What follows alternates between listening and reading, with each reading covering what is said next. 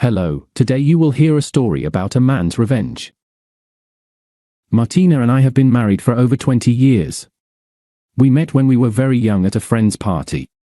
It was a fabulous evening. We were a little drunk and merry. Between us that evening flashed a special interest in each other. Then we started dating, and after a while we got married. I worked at a local poultry farm. I started here from the bottom. All the time I thought that this was the first and temporary job.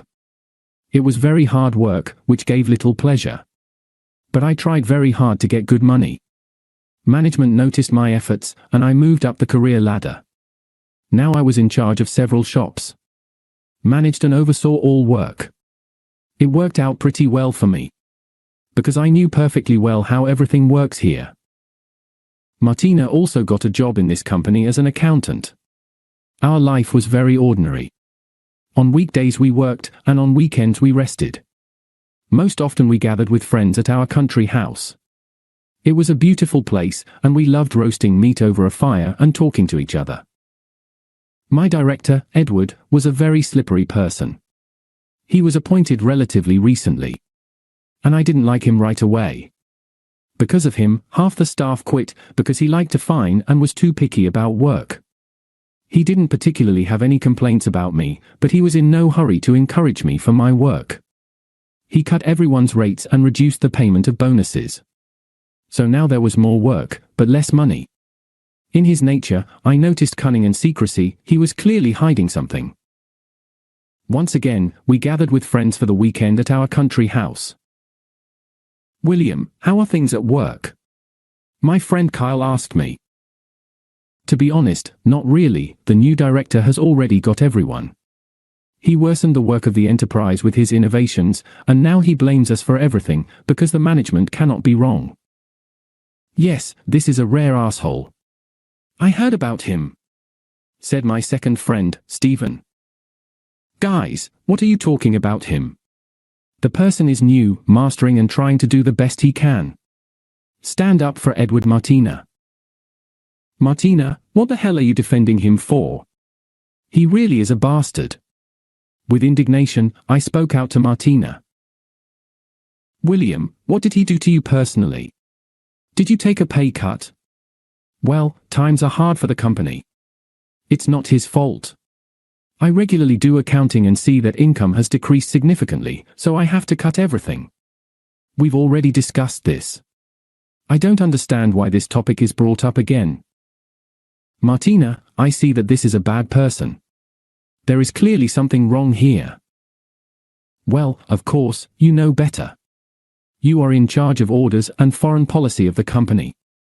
Martina quipped with irony. "I may not be doing this, but I see only one thing, that when this Moran came, everything started to decline. If I'm the only one who notices this, then it's okay. But everyone sees it, and instead of supporting your husband, you take the side of this freak.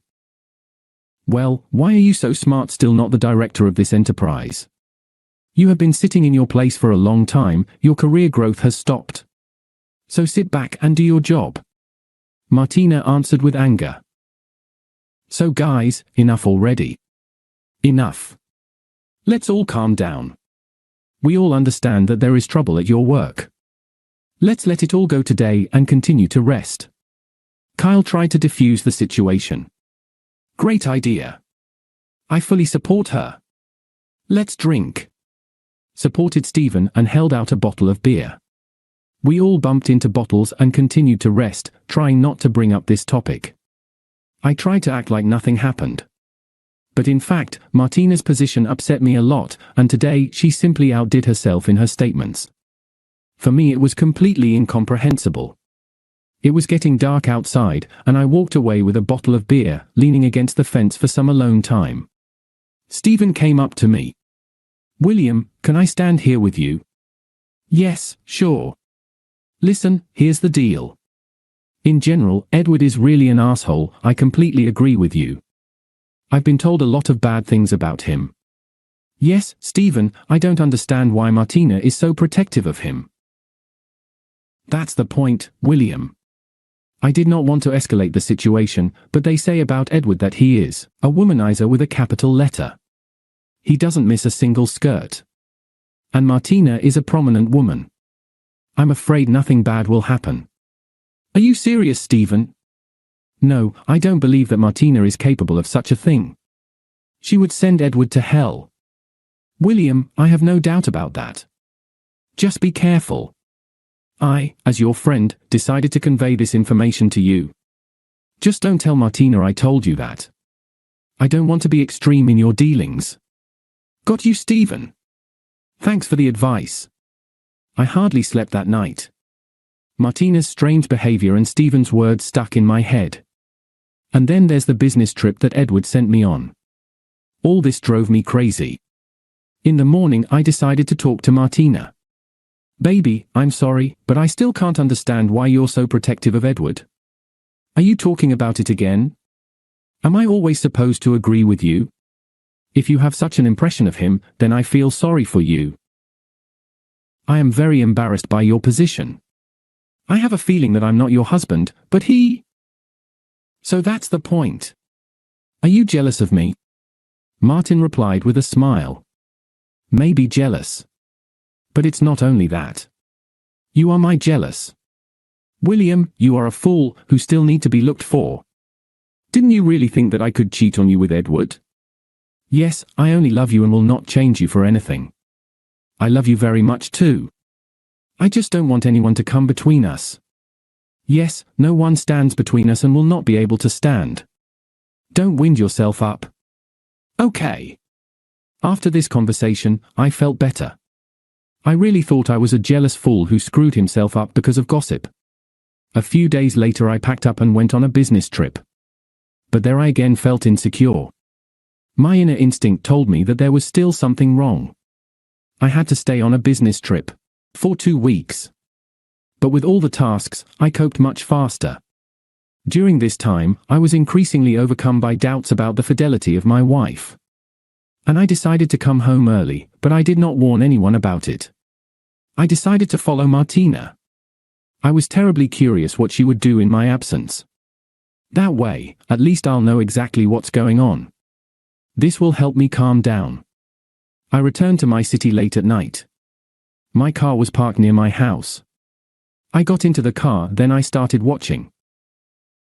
Martina, as always, left the house in the morning and went to work in the direction of production. I followed her and stopped not far from my business. The day dragged on long and painfully. During this time my mind was torn by thoughts that Martina had lied to me. I tried to put aside all my thoughts, reassuring myself that I didn't know anything for sure, and that I needed to be sure to make such assumptions. It was getting on in the evening. I saw the staff go home, but Martina wasn't there. It made my heart beat faster and faster. Why is she delayed? Everyone is long gone. There shouldn't have been anyone here besides the guard. Maybe I didn't notice how she left. But I saw that her car was still in the parking lot. Then I could not stand it and decided to get inside. I knew this enterprise like the back of my hand. It was easy for me to get inside without anyone noticing me. It was very quiet here. It was very unusual. It was very noisy here on a weekday. A large number of equipment and people worked. My wife's office was on the second floor. There was a light on. I crept quietly to the door and heard voices. Well, Martina, stop pretending to be Employee of the Year. Jokingly sounded a male voice, by which I recognized Edward. My heart beat even faster. My consciousness pushed me to the fact that I had doubts for nothing, but it didn't make me feel any better. I decided to watch further. Edward, I really need to get things done. Or do you want the founders to find out that you are stealing money? I do not steal, but I earn just a little more salary. Wow, a little. Jokingly responded Martina. Well, I did not trust you in vain. And this money is not only mine, you will also receive your share of this deal. We can only get a life sentence behind bars for this shenanigan if anyone finds out about it. No one will know, Martina, you're smart. It's your idiot husband. How can you just stand it? I do not know. But with him, I'm at peace. It's time for you to get rid of him. Soon we will get a decent amount of money and get out of this scruffy town. Let's leave your husband to blame. This fool will receive in full from the founders. And no one will listen to him, because everything will point to the fact that it was he who carried out these machinations. And now, baby, it's time for you to get a little distracted. My friend already misses you very much," Edward said as he unbuttoned his pants. Martina playfully began to undress, and this freak began to climb on her. I was mad with anger and burst into the office. "You bitches are tattered," I shouted, pulled this bastard off my wife and smacked him in the face with all my strength. "William? What are you doing here? Are you supposed to be on a business trip?" Martina screamed with great surprise. "Yes, I decided to make sure with my own eyes that you are a finished creature." "William, cool down, otherwise I'll smear you." Edward tried to get up from the floor, threatening me. "Are you still going to threaten me? Bitch!" I shouted and slammed my boot right on the snow-white teeth of this bastard. Edward's mouth filled with blood, he grabbed his mouth. "You knocked my teeth out, you bastard!" Edward hissed desperately. "Am I the bastard? Now let's see what you're doing here." "Yes, let's see." "Wow, you creatures unanimously sang that the production had no money, while you yourself secretly sold our product at inflated prices. And they hid the difference in their pocket. Now it is clear. You robbed everyone, you vile bastards. Okay, now I'll deal with you." "William, what are you thinking?" Martina asked in a trembling voice. "Shut up, whore. You'll see for yourself soon," I shouted back. I tied these bastards tight and dragged them to the shipping line. Then I moved the crane from above with the remote control and lowered the hook on the cable down. I put these bastards on a hook and lifted them up. They hung upside down. "And you that creatures, understood, that I with you will make?" I shouted with a confused look. "No, William, no, please don't kill." Martin screamed in hysterics. "William, forgive me. Sorry. I will return all the money. And if you want, we will share with you. You will become very rich." Edward tried to talk me into it. At this time, they were hanging right on the water tank. Birds were lowered into this tank upside down, and they were killed by high voltage, which was connected to this tank of water. "I don't want your dirty money. I'll make you freshen up now. Then I will disembowel you like chickens in this enterprise. And it would be better for you to die right away, otherwise you will be hurt further, bastards. And now it's time to start water procedures," I said and pressed the button on the remote control. These bastards began to slowly sink down. They writhed like snakes thrown into hot oil. They were in terrible fear and despair. Every second that brought them closer to their inevitable fate terrified them with inevitability. The poor fellows crapped themselves with fear when they touched the water. The effect of self-hypnosis made me feel a shock of electricity for a second. But not more. I didn't kill them, I cut off the electricity from the tank beforehand, so they just dipped into the water. Then I lifted them above the water and approached them. "So, you bastards. Listen to me carefully. I will leave you your miserable lives. But tomorrow I advise you to stay in the city." I gave the founders and the police all those documents from the office. "I advise you to go to jail voluntarily. And if you try to escape, then pray that the police get to you first, otherwise I will find you and finish what I started." Did I speak clearly? I asked those trembling bastards holding their throats in my hands. They agreed to everything in horror, and I let them go. I gave all the documents to the founders and the police. Those bastards didn't run anywhere, I scared them good.